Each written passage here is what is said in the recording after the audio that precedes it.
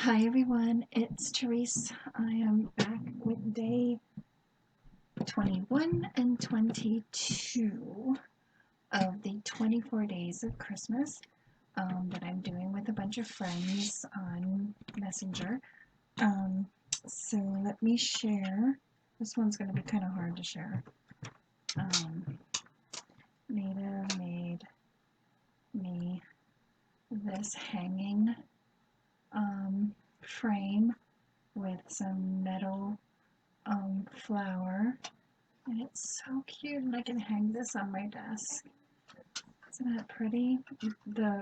This part I'm gonna glue it in when I decide what picture I'm gonna put in the center. So thank you, Nita. And then that was for day 21. Day 22, she printed up some papers from this, I think it's meat paper that she she used to get in Puerto Rico, and she printed it up on her printer. I think this is from Michael's, I don't know. I love it though. I mean, I'm going to use it for personal things. And then she printed out this one. This one's like my favorite because it has script and music sheets in the background. It's so pretty. And then she printed out this one.